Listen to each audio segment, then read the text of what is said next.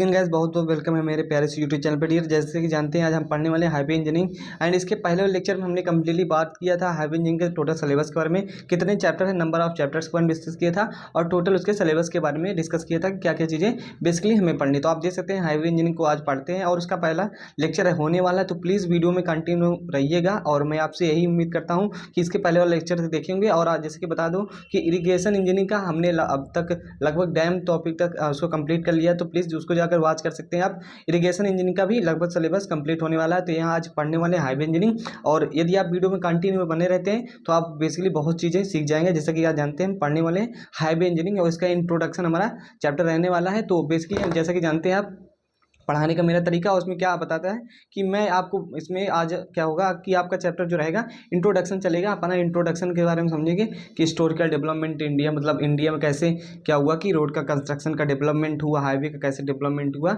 और भी number of topics जो कि हमारे सिलेबस के अकॉर्डिंग है आपको मैं दिखा देता हूँ। सबसे पहले इंट्रोडक्शन में पढ़ना क्या हो, देन आफ्टर हम चीज़ों को क्लियर करते वन बाई वन चलेंगे। तो प्लीज़ वीडियो में कंटिन्यू बने रहिएगा ताकि बेसिक टू हाई लेवल चीज़ें आपको समझ में आए। ओके डियर, देखिए हाईवे इंजीनियरिंग का हमारा जो चैप्टर 1 है इंट्रोडक्शन, चैप्टर 1 हमारे इंट्रोडक्शन के बारे में कौन कौन से टॉपिक्स पढ़ने हैं ये इसको पहले जान लेते हैं। ओके, तो इसमें टॉपिक्स में आप देख सकते हैं, आपको सामने शो हो रहा होगा। और इंट्रोडक्शन में इंपॉर्टेंस ऑफ हाईवे इंजीनियरिंग, सबसे पहले इंट्रोडक्शन को समझेंगे। और हमारा चैप्टर 1 इंट्रोडक्शन है। फंक्शन ऑफ आईआरसी, मतलब इंडियन रोड कांग्रेस क्या है, सीआरआरआई क्या है, central road research institute, motor vehicle act, ये सब जो भी चीज़ें हैं आप देख रहे हैं जो कि शॉर्ट फॉर्म में लिखा है। एनएचआई क्या है, तो एनएचआई सुने होंगे, National Highway Authority of India, NHDP वगैरह सुनेंगे। अभी सब चीज़ें बेसिकली क्लियर होगी, लेकिन अभी टॉपिक्स को देख लेते हैं। और क्लासिफिकेशन ऑफ रोड्स, क्लासिफिकेशन देख लेंगे। And mass transportation system and concept of smart highway. तो ये बेसिकली हमारे 4 से 5 टॉपिक इसमें हैं। और ये सब IRC, CRI, RI, MoRTH and ये एनएचआई जो भी चीज़ें हैं। इसके अलावा हमें कुछ चीज़ें समझनी है कि historical development of road, historical development of road, इसके अलावा इंडिया में इसका कैसे डेवलपमेंट है, मतलब road development in India. Okay, तो ये 2 अलग से टॉपिक समझ लेंगे क्योंकि ज़रूरी भी है और सिलेबस में तो यही दिखा गया है, लेकिन आपको उसको हम परिचित करा देंगे क्योंकि बेसिक से समझेंगे तो सब बेसिक से समझेंगे तो सभी चीज़ें क्लियर होगी। ओके डियर, तो चलिए समझते हैं इंट्रोडक्शन चैप्टर को। ओके, यदि आप भी चैनल पर नए हैं तो प्लीज़ करके चैनल को सब्सक्राइब कर लीजिए, चैनल आपके बहुत काम आएगा।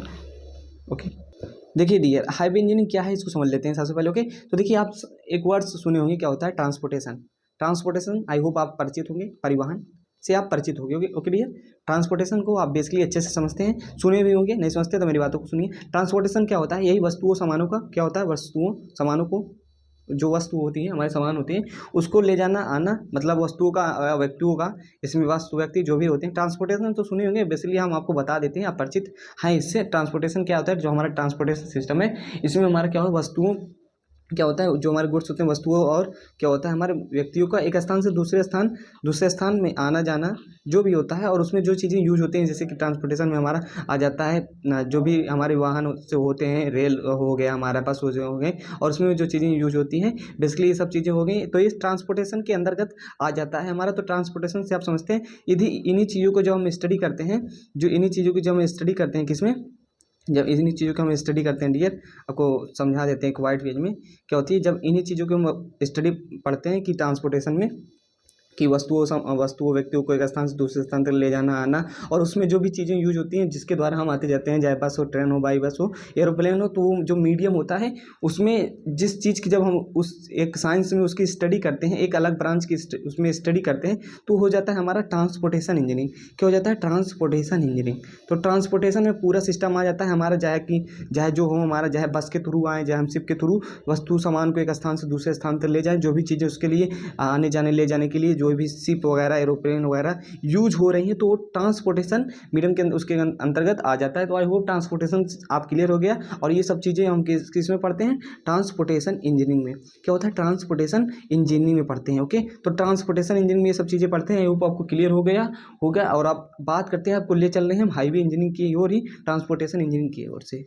देखिए ट्रांसपोर्टेशन सिस्टम की बात की जाए, यदि ट्रांसपोर्टेशन की बात की जाए तो डियर क्या होता है हमारा कि हम चार मेजर प्रकार के क्या कह सकते हैं, 4 major modes of transportation use करते हैं। जाहिर सी बात है आप इसको देखे सुने सब होंगे। क्या होता है, पहले क्या हो जाता है हमारा, जिसको हम कहते हैं रोड ट्रांसपोर्टेशन या हाईवे ट्रांसपोर्टेशन, या हाईवे इंजीनियरिंग के अंतर्गत पढ़ेंगे। एक हो जाता है हमारा रोड वाला, दूसरा क्या हो जाएगा हमारा, दूसरा क्या हो जाएगा हमारा देखिए हम लिख नहीं रहे, अभी आपको चीज़ें समझ में आ जाएंगी, बस सुनते जाइए, पीडीएफ वगैरह सब अच्छे से मिल जाएगा। ओके, ठीक है। तो ये हमारा क्या होता है कि एक होता है हमारा रोड ट्रांसपोर्टेशन, एक होता है रोड ट्रांसपोर्टेशन, दूसरा क्या होता है, एक होता है हमारा रेल ट्रांसपोर्टेशन। देखिए रोड के ट्रांसपोर्टेशन में आप क्या समझेंगे, यही जो हमारे व्हीकल्स वगैरह हैं, बस और ट्रक वगैरह हैं, इसमें हम जो भी वस्तु सामानों को ले जाते हैं उसमें जो व्हीकल्स वगैरह यूज होती है, तो ये इस रोड ट्रांसपोर्टेशन के अंतर्गत आ जाता है। हमारा दूसरा क्या है, रेल ट्रांसपोर्टेशन है। तीसरा क्या है हमारा, तीसरा है वाटर ट्रांसपोर्टेशन। और चौथा क्या है हमारा, हाई एयर ट्रांसपोर्टेशन। ये सब सिस्टम है, आई होप आपको क्लियर हो गया होगा। मतलब इतने तरीके से हम क्या होते हैं, वस्तु सामानों को एक स्थान से दूसरे स्थान तक ले जाया जा सकता है। तो ये सब चीज़ें हैं। तो लेकिन यही बात आती है हमारी कि हाईवे इंजीनियरिंग का क्या रोल है। तो इसमें हाईवे इंजीनियरिंग, यही जो हमारा रोड ट्रांसपोर्टेशन है, अभी हमने आपको बताया क्या रोड ट्रांसपोर्टेशन का है। देखिए हम लिखेंगे नहीं, टाइम वेस्ट होगा इसमें, आपको समझा रहा हूँ। जो रोड ट्रांसपोर्टेशन होता है वही हमारा क्या होता है, उसी के अंतर्गत हमारा आ जाता है हाईवे। ओके, हाईवे में जाहिर सी बात है, रोड ट्रांसपोर्टेशन में क्या होगा कि सड़कों के थ्रू क्या होगा कि हम वस्तु सामानों को या व्यक्तियों को एक स्थान से दूसरे स्थान तक बाई बस या बाई कह सकते हो ट्रक वगैरह हैवी व्हीकल्स द्वारा एक स्थान से दूसरे स्थान तक चीज़ों को ले जाते हैं। और तो ये सब चीज़ें हो गई, तो आपका हाईवे इंजीनियरिंग आ जाता है इसके। देखिए मेन मोटिव ये था मेरा कि जो हमारा हाईवे इंजीनियरिंग होता है ये क्या है, आपको समझ में आ गया होगा। हाईवे इंजीनियरिंग जो है, highway engineering is the part of transportation engineering. Okay, highway engineering जो है एक पार्ट है, ना कि एक अलग से, मतलब हाई ट्रांसपोर्टेशन के अंतर्गत आ जाता है। जैसे कि आप किसी चीज़ को ले जाने के लिए अभी रेल ट्रांसपोर्टेशन बताया, वाटर ट्रांसपोर्टेशन बताया, एंड हमारा एरो ट्रांसपोर्टेशन बताया। तो ये हमारा जो क्या हमारा हाईवे ट्रांसपोर्टेशन है, वो मेनली के ट्रांसपोर्टेशन इंजीनियरिंग का एक पार्ट है हाईवे इंजीनियरिंग। आई होप आपको क्लियर हो गया होगा। और ये चीज़ें नोट्स में लिखी है, मेंशन है, आपको मैं दिखा देता हूँ। बेसिकली सभी चीज़ें आपको क्लियर होगी, बस वीडियो में प्लीज़ कंटिन्यू बने रहिएगा ताकि हर चीज़ें आपको क्लियर हो। ओके, आप देख सकते हैं कि जो हमारे क्या है, ऑन द बेसिस ऑफ एबो, ये सब देख सकते हैं कि क्या हमारा रोड ट्रांसपोर्टेशन है, इसका रोडवे या हाईवे फॉर रोड ट्रांसपोर्टेशन, मतलब हाईवे के अंतर्गत आ जाता है रोड ट्रांसपोर्टेशन, रेलवे और हमारा वाटरवे एंड एयरवेज। तो ये हो गया। तो जो हमारा हाईवे होता है, यहाँ से आपको क्लियर हो गया होगा कि हाईवे इंजीनियरिंग क्या है। Highway engineering is the part of transportation engineering. Transportation engineering मतलब इसका एक पार्ट है। ओके, तो ये सब चीज़ें हैं, आपको क्लियर हो गई होगी। तो ये बेसिक छोड़िए अब लगे हाँ, तो हम इसको भी देख लेते हैं कि हमारा जो हाईवे इंजीनियरिंग है, ये कह सकते हैं हाईवे ट्रांसपोर्टेशन है, उसका महत्व क्या है। तो महत्व को देखेंगे कि देखिए सड़कों का योगदान, ये सब तो आप चीज़ें बेसिकली पढ़ सकते हैं अपने आप। जैसे डायरेक्ट बात करते हैं इसके महत्व की, क्या है इंपॉर्टेंस क्या है इसकी। तो सड़क यातायात का जो हमारा महत्व है हाईवे ट्रांसपोर्टेशन का, वो निम्न आप देख सकते हैं कि कम एवं मध्यम दूरी यात्रियों को समान यातायात को ले जाना आसान होता है। जाहिर सी बात है, जाहिर सी बात क्या बात है कि कम एवं मध्यम दूरी के लिए यात्रियों तथा सामानों के यातायात की सड़कें जो है महत्वपूर्ण भूमिका निभाती हैं। सिंपल सी बात है यार कि कम और मीडियम डिस्टेंस, कम मतलब ये ना समझिए बहुत कम 1-2 किलोमीटर, ऐसा नहीं, इतना भी हो सकता है। बाकी कम और मीडियम दूरी के लिए जो सड़क होती है, जो हमारे रोड्स होती हैं, वो इंपॉर्टेंस इनका ज़्यादा होता है इज़ कम्पेयर टू अदर के। जाहिर सी बात है रेलवे वगैरह के बारे में अच्छे जानते हैं कि रेलवे वगैरह का सिस्टम क्या होता है, आप अच्छे से समझते हैं। और सड़क से क्या फ़ायदे हैं, तो आप पढ़ सकते हैं कि सड़कों का निर्माण तथा अनुरक्षण, मतलब मेंटेनेंस इसका अपेक्षाकृत आसान और सस्ता होता है। जाहिर सी बात है, आप उस सड़कों का मेंटेनेंस होता हुआ जरूर देखे होंगे, तो उसका मेंटेनेंस वगैरह भी बहुत आसान होता है। निर्माण कंस्ट्रक्शन भी, इसका कंस्ट्रक्शन भी ईजी होता है, तो is compare to other transportation system. तो आप देख सकते हैं। और सड़क यातायात द्वारा फार्म, फैक्ट्री तथा बाजारों को आदि को आसानी से जोड़ा जा सकता है। सिंपल सी बात है, सड़क के द्वारा ही आप क्या सोचे हैं कि क्या आपके मोहल्ले आपके घर के सामने तो सड़क होगी, लेकिन क्या वहाँ से आप रेल ट्रांसपोर्टेशन के थ्रू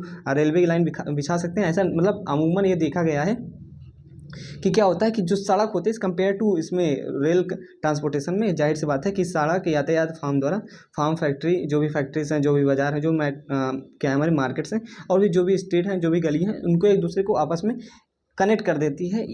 ओके, और क्या होता है हमारा कि जो सड़क होती है, कि सड़क यातायात में रेलवे यातायात की अपेक्षाकृत क्या होती है, यातायात की अपेक्षाकृत अधिक आसानी होती है। जाहिर सी बात है, आपको आसानी से, आप अपने घर से ही सड़क से ही चलते हैं, डायरेक्ट आप ट्रेन या क्या एयरवेज का प्रयोग नहीं करते, कुछ भी कह सकते हैं। तो और इसमें मतलब सड़क यातायात में रेलवे यातायात की अपेक्षा अधिक आसानी होती है। और क्योंकि हम ये बसों तथा ट्रकों को भी कभी किसी भी सड़क पर यात्री अथवा सामानों को चढ़ाने उतारने में दिक्कत नहीं होती है, आसानी से रोका जा सकता है। और सड़कों में रेलवे की अपेक्षाकृत तीखे मोड़ भी दिए जा सकते हैं। मतलब जाहिर सी बात है, पहाड़ी वगैरह क्षेत्र है, तो हमारा जो टर्निंग पॉइंट है वो ऐसे ही आसानी से सड़कों में दिए जा सकता है। बट जो हमारा रेलवे ट्रैक वगैरह होते हैं उसमें ऐसा प्रोवाइड नहीं किया जा सकता। तो ऐसे में ये का काफ़ी इंपॉर्टेंस है हमारा हाईवे इंजीनियरिंग का, हाईवे ट्रांसपोर्टेशन का। तो आई होप अब यहाँ से आपको क्लियर हो गया होगा। बाकी तो आपको दिखाते हैं कि जो हमारा अलग से क्या है, जो अलग से चीज़ें हमें पढ़नी है और क्या है। अब जो मेरी मेन बात है, अब ट्रांसपोर्टेशन वगैरह का हम समझ लिए हैं। अब समझते हैं कि डेवलपमेंट क्या हुआ। देखिए शॉर्ट फॉर्म में आपको बताने का प्रयास करेंगे, और मेरी गारंटी है कि आप जो भी डेवलपमेंट ऑफ रोड्स है, जो भी रोमन रोड्स है, ट्रेसेगुएट रोड्स है, टेलफोर्ड्स, ये जो आपको दिख रहा है, ये आपको एक लेक्चर में, इसी लेक्चर में आपको याद हो जाएगा। ये मेरी गारंटी है, आप बस ध्यान से सुनने का प्रयास कीजिएगा। यदि गारंटी है, आप कंसंट्रेशन बना के देखेंगे लेक्चर को, तो ये आपको क्लियर याद हो जाएगा। देखिए जो हमारा हिस्टोरिकल डेवलपमेंट है, कि मतलब हिस्ट्री में अभी तो आप पढ़ेंगे इधर उधर की चीज़ें, कि हमारे इंडिया में पढ़ेंगे हिस्टोरिकल डेवलपमेंट के बारे में। देखिए जो भी रोड का डेवलपमेंट है उसके बारे में पढ़ते हैं। तो देखिए सबसे पहले जो रोड का डेवलपमेंट हम पढ़ने वाले हैं वो रोमन रोड्स हैं, क्योंकि जो रोमन रोड्स हैं इसका जो हमारा क्या है इतिहास रहा है वो बहुत पुराना है। तो इससे सबसे पहले रोमन रोड्स को पढ़ेंगे। ट्रेसेगुएट हम यहाँ दिख रहा होगा, ट्रेसेगुएट रोड्स क्या है, टेलफोर्ड्स रोड्स क्या है, और मैकेडम वगैरह को अच्छे से समझिए। और मैकेडम क्यों अभी यूज़ हो रहा है, हाल ही में हमारा जो मैकेडम का रोड्स सिस्टम दिया था, रोड्स उसको हम यूज़ कर रहे हैं, फॉलो कर रहे हैं। तो हालांकि इसमें क्या कमियाँ थी, ये क्यों फेल्ड हो गया, अभी यूज़ नहीं हो रहा मैकेडम का जो हमारा रोड कंस्ट्रक्शन का सिस्टम था, वो क्यों यूज़ हो रहा है, ये सब समझते हैं। ओके, तो चलिए डियर रोमन रोड्स को समझ लेते हैं कि क्या है। मेरी बात को ध्यान सुनिए। देखिए प्राचीन दुनिया के सबसे बड़े व्यवस्थित सड़क निर्माता जो थे वो हमारे रोमन थे, जाहिर सी बात है। रोमन जो थे दुनिया में सबसे बड़े व्यवस्थित तरीके से कह सकते हैं सड़क निर्माता थे, जो एक अच्छी प्रणाली के सैन्य, आर्थिक और प्रशासनिक लाभों के बारे में सचेत थे। मतलब कि सड़क वगैरह के बारे में, सीमेंट के बारे में, ईंट पत्थर के बारे में थोड़ा इनको पहले से नॉलेज हो गया था, और इन्होंने सड़कों का निर्माण किया। तो इनकी सड़क किस प्रकार से थी और क्या कमियां रही गई, क्या खूबियां थी, जिसको हम समझ लेते हैं वन बाय वन, जो कि आपको एग्जाम में लिखना हो, जो एग्जाम के पॉइंट भी ज़्यादा इंपॉर्टेंट। ओके डियर, देखिए जो हमारा रोमन रोड्स है इसके बारे में कुछ फैक्ट वगैरह को बात करते हैं। देखिए जो रोमन थे वो रोड को कैसे बनाए, आपको बता देता हूँ एक वाइट पेज में कि रोमन रोड्स कैसे बने अपना। तो जो रोमन का रोड सिस्टम था, सबसे पहले रोमन जो थे वो कुछ इस प्रकार से रोड बनाते थे। सबसे पहले देखिए क्रॉस सेक्शन दिखा रहा हूँ आपको। ये क्या करते थे, सबसे पहले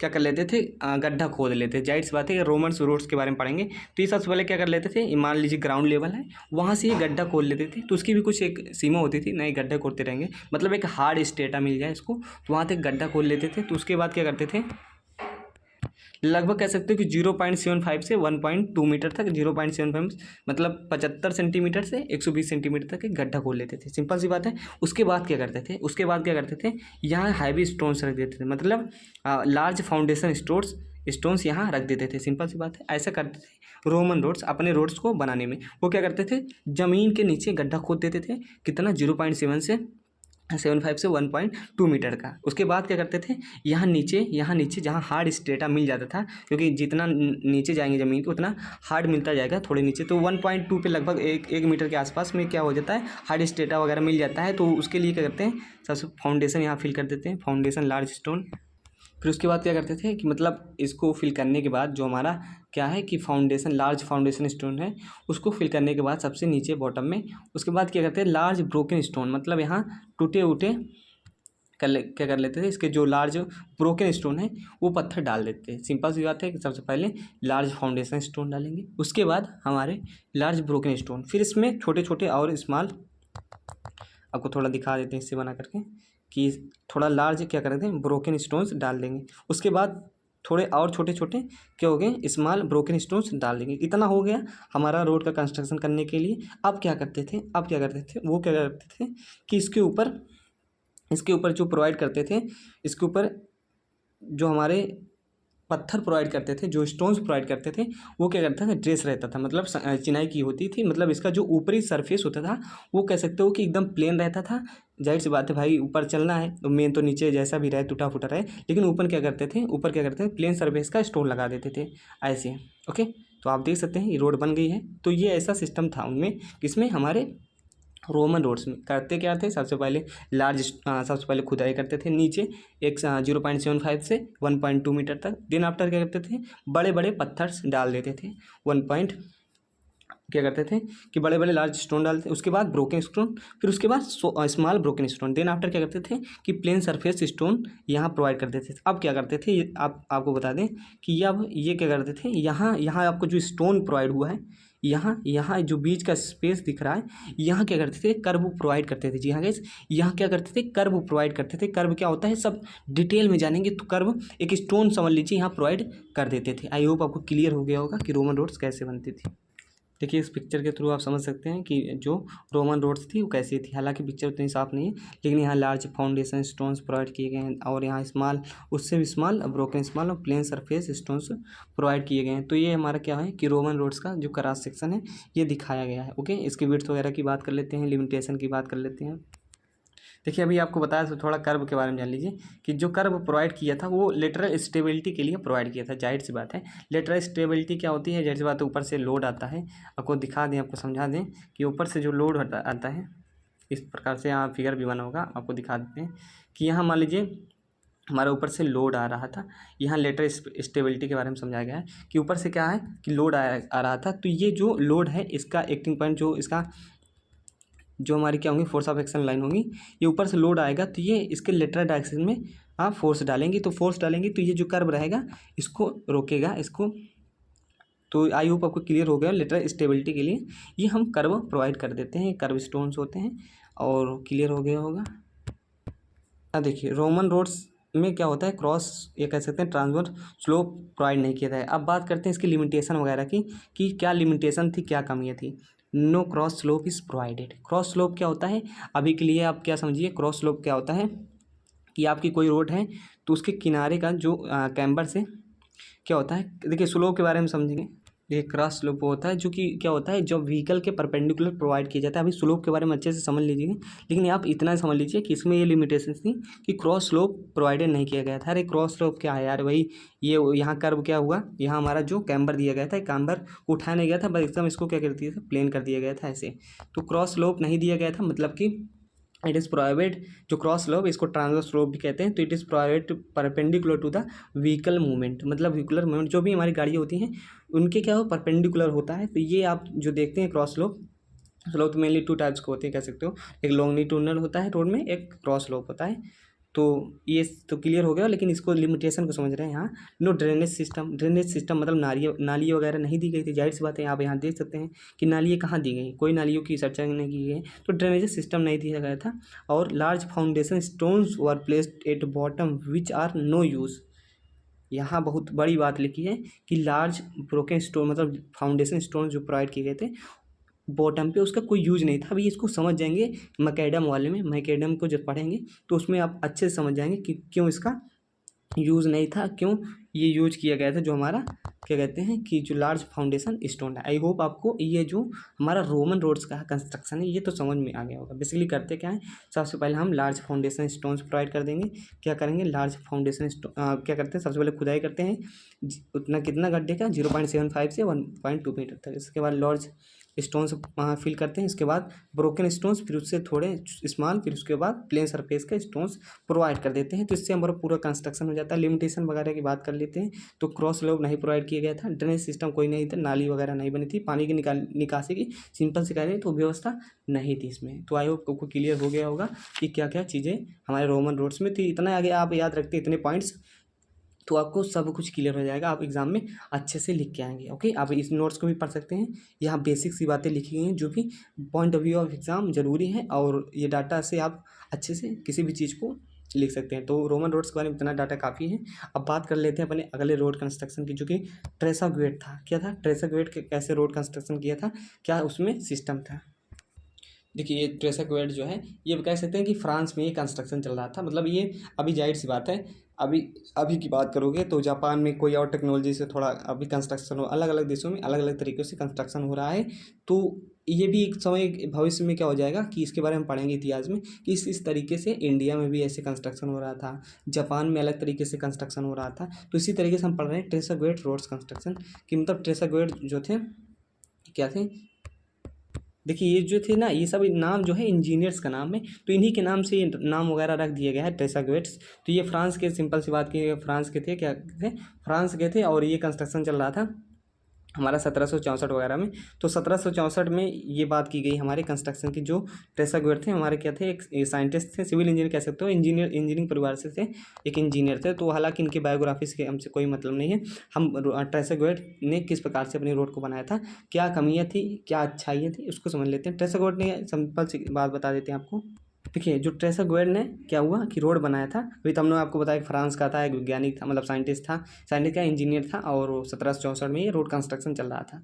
तो इसके बारे में थोड़ा मेंशन किया गया, तो इसको पढ़ लेते हैं ट्रेसा गोयर कंस्ट्रक्शन को। तो इसने भी क्या किया, इसने थोड़ा चेंजेस लाया। उसने देखा कि रोम में क्या हुआ था कि रोड कंस्ट्रक्शन में स्लोप वगैरह नहीं दिया गया था पानी को निकालने के लिए, निकासी के लिए। तो इसने भी क्या किया, थोड़ा चेंजेस लाए। और इसने किया सिंपल सी, अब इसको समझ लीजिए इस फिगर को, कि इसने क्या किया, इसने इस बात को ध्यान दिया। ओके, इसने इस बात को ध्यान दिया, और ध्यान देने के साथ साथ इसने भी, इसमें भी कुछ एरर है, तभी हम मैकेडम को अभी फॉलो करते हैं।